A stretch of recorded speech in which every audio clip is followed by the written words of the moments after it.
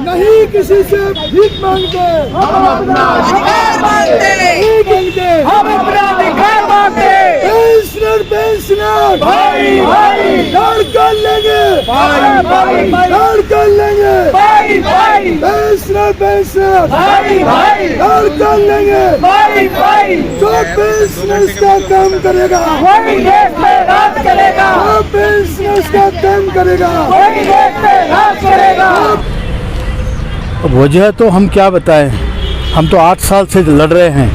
सरकार अगर संवेदनशील है तो सरकार को तो सुनना चाहिए था, लेकिन अभी तक सरकार हमारी बात नहीं सुन रही है और आश्वासन पे आश्वासन मिल रहे हैं। अभी आपने देखा रामलीला मैदान में हमने 7 दिसंबर को जो कार्यक्रम किया, उसके बाद जंतर मंतर पे 8 तारीख से हम बैठे रहे।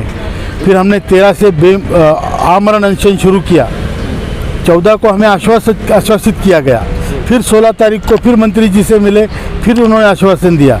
फिर अभी कल परसों हमारे लोग फिर मंत्री जी को मिले बुल्ढाना में, फिर उन्होंने आश्वासन दिया।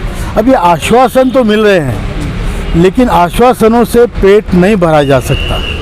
हम चाहते हैं कि हमारा प्रश्न जल्दी से जल्दी इसका निर्णय हो और हम लोगों को ये आने वाले 26 जनवरी से पहले, और बल्कि मैं तो कहता हूँ कि भगवान राम की जब प्राण प्रतिष्ठा होगी उसके पहले हमारे प्राण बचाया जाए, हमारी प्रतिष्ठा बचाई जाए और हमें अपना हक 22 जनवरी से पहले भी मिले तो ये हमारे लिए अच्छा होगा। हम भी राम जन्मभूमि के उत्सव में बड़े धूमधाम से शामिल हो सकते हैं। जिस तरीके से हेमा मालिनी लगातार आश्वासन दे रही है, भाजपा जो सरकार है, किस तरह से काम चल जाएगा? सिर्फ आश्वासन से तो काम नहीं चलेगा ना, क्योंकि तमाम जो पेंशनर वो काफ़ी बुजुर्ग भी हैं। हेमा मालिनी जी अपना काम बखूबी कर रही है, उन पे कोई वैसे जिम्मेदारी नहीं थी। उन्होंने हमें करुणावश हमें साथ दिया है और बहुत अच्छी तरीके से हमारा साथ वो निभा रही है। वो अपनी तरीके से प्रयत्न कर रही हैं और वो हमारे प्रति उनके जो करुणामय भाव है, जो करुणा है उनकी, जो मातृत्व का हृदय है, उसकी वजह से वो हमारे लिए काम कर रही है। और साहब आपसे लगातार आपने 1 हफ्ता जो है धरना प्रदर्शन किया, उस बीच में कई सत्ताधारी पार्टियों के पार्लियामेंट मेंबर आए, उन्होंने कहा हम आपकी आवाज़ उठाएंगे। पार्लियामेंट में भी आप लोगों की आवाज़ उठाई गई? जी बिल्कुल उठाई गई। करीब 50 सांसद पिछले 8 सालों में उन्होंने हमारे प्रश्न उठाए, लेकिन अभी तक उस पर निर्णय नहीं हुआ है। अभी जो मंत्री जी ने बताया था, उन्होंने कहा कि मैंने श्रम मंत्रालय से वित्त मंत्रालय में अपने पूरे रिकमेंडेशन भेज दिए हैं।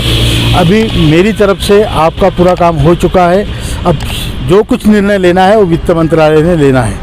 और उनका ये भी कहना है कि इसमें 2-3 मंत्रालय शामिल है। फॉर एग्ज़ाम्पल श्रम मंत्रालय, वित्त मंत्रालय और प्राइम मिनिस्टर्स ऑफिस, ये 3 मंत्रालय इसमें शामिल है और इसमें तीनों का मिलकर निर्णय होना चाहिए और निर्णय सम्मानजनक और लोगों की प्रतिष्ठा बनी रहे, मान सम्मान बना रहे, उनकी अस्मिता वजूद बना रहे, घर में उनकी इज्जत बनी रहे, समाज में इज्जत बनी रहे। इसीलिए हम चाहते हैं कि जल्दी से जल्दी, बल्कि भगवान राम की प्रतिष्ठा से पहले, प्राण प्रतिष्ठा से पहले हमारा काम हो, ये हमारी दिली इच्छा है। सर वो जो कोर्ट ने भी आप लोगों को कह दिया 7,000 दिया जाए, साथ में इनको डीए दिया जाए, उससे कुछ अलग मांग है आप लोगों की? देखिए कोर्ट का मामला 7,000, 7,500 और डीए का नहीं था। कोर्ट का मामला ये था, अगर मैं 1 लाख पे पूरे पैसे भरूं पूरे पेमेंट पे, तो मुझे पूरे पेमेंट पे फार्मूला में वो डाल के उस तरीके से पेंशन मुझे दी जाए। इसके ऊपर कोर्ट का निर्णय है, उसको हम हायर पेंशन कहते हैं। जो मिनिमम पेंशन की बात है, अगर किसी को 200 रुपये 300 रुपये पेंशन है तो उसको 7,500 और महंगाई भत्ता मिलनी चाहिए। जिसको भी 1000 या 1000 से नीचे हैं उसको 7,500 और महंगाई भत्ता मिलना चाहिए। उसके ऊपर जिसको है उसको उस हिसाब से उसमें बढ़ोतरी मिलनी चाहिए। सर आप 20 तारीख को आपने यहीं पे इसी लोकेशन पे आपने अपडेट दिया था, इस बीच में किन किन लोगों से बात हुई, सरकार के लोगों से क्या क्या आश्वासन मिला उन लोगों से? देखिए उसके बाद हमें श्रम मंत्री जी से आश्वासन मिला, उनसे मुलाकात हुई। उन्होंने कहा 30 तारीख को उन्होंने कहा कि अगले महीने में आपका काम हम करेंगे और अभी ये अगला महीना है। हम चाहते हैं कि हमारा काम जल्दी से जल्दी हो, या तो इस विवेकानंद जयंती पे हो, जब 12 तारीख को हमारा पूरे हिंदुस्तान में ईपीएफओ के ऑफिस पर मोर्चे निकल रहे हैं, पूरे ऑफिस में पूरे हिंदुस्तान में बड़ी संख्या में वृद्ध लोग ये ठंड के दिनों में भी मोर्चे लेके जाएंगे। सर, करोड़ों में आप लोगों की संख्या है, सामने लोकसभा का चुनाव, क्या सरकार को इन वोटों से भी डर नहीं लग रहा है क्या? सरकार की बात तो मैं नहीं कह सकता, हमारी बात कहते हैं कि हम अगर हमें न्याय नहीं मिला तो हमारे ऊपर अगर अन्याय हुआ तो सरकार के ऊपर फिर न्याय होगा। जब हम पे कोई न्याय नहीं करेगा तो हम उसका न्याय करेंगे, इतनी ताकत हम रखते हैं। कमांडर साहब, 20 ये क्या नाम फरवरी के अंदर जो है पार्लियामेंट खुलने वाला है, इस बीच में किसी ऐसे सत्ताधारी उनसे मंत्रियों से बात हुई हो जो पार्लियामेंट में आप लोगों की आवाज़ को उठाएगा, ऐसा कुछ बात हुई किसी से? देखिए, सांसदों से तो बहुत सारे बात हुई, सभी पार्टियों के सभी पक्ष के सांसदों से हमारी बात हुई। उसके अलावा आदरणीय मंत्री जी ने भी हमें टाइम दिया, जब वो हिंगोली महाराष्ट्र में आए थे हम उनको मिले, उन्होंने हमें 2 टूक शब्दों में कहा कि आपका काम बहुत जल्दी कर रहे हैं और उसी के ऊपर हम काम कर रहे हैं और अगले महीने तक आपका काम होना चाहिए, ये हमारी मंशा है, ये उन्होंने कहा है। अभी वो अगला महीना मतलब ये चालू महीना है और इसी महीने में हमारा काम होना चाहिए। आपके बहुत सारे पेंशन भोगी आप लोगों के साथ हैं, अभी सारे यहाँ नहीं पहुँचे हुए हैं, उनको क्या मैसेज देंगे?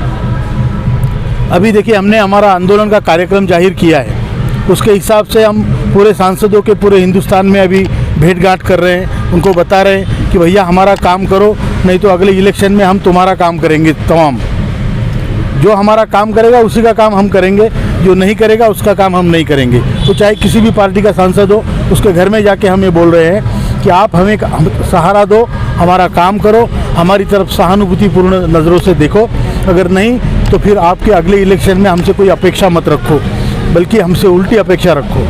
ये हम कर रहे हैं। जो हमारे स्टैंडिंग कमेटी ऑन लेबर जो बनी है उसके 31 सांसद हैं, उन्होंने भी हमारी रिकमेंडेशन अभी तक उनकी पहुंची नहीं है, उनके ऊपर हम दबाव डाल रहे हैं कि भैया आपने हमारी विटनेस ली पार्लियामेंट में 1.5 घंटा, उसके बाद में हमारा अगर आपने पूरा रिपोर्ट भेजा नहीं है तो आप कर क्या रहे हो, उनको ये पूछ रहे हैं। सभी CBT मेंबर्स जो कामगारों के प्रतिनिधि है, ट्रेड यूनियनों से जाते हैं, उनको भी हम पूछ रहे हैं कि वहाँ चाय बिस्कुट खाने के अलावा क्या कर रहे हो, हमारा काम कुछ कर रहे हो, कुछ त्याग पत्र दे रहे हो हमारे काम के लिए, कुछ किसी की आवाज़ उठा रहे हो, वॉकआउट कर रहे हो मीटिंग से, ये उनको भी हम पूछ रहे हो। चाहे BMS के हो, इंटक के हो, कम्युनिस्ट हो, HMS के हो, किसी के भी हो, हम उनको सबको ये पूछ रहे हैं। उसके बाद 12 तारीख को हम पूरे हिंदुस्तान में जो हमारे ऑफिसेस है CPFC के, EPFO के, उसके ऊपर मोर्चा लेके जाएंगे, बड़ी संख्या में जाएंगे और उनको हम अपनी बात फिर अलग ढंग से बताएंगे।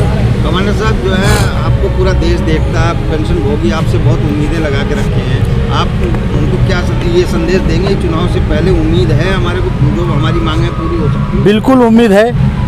आश्वासन अभी जो मिला है ताज़ा लेटेस्ट, उसमें तो इसी महीने में हमारा होगा।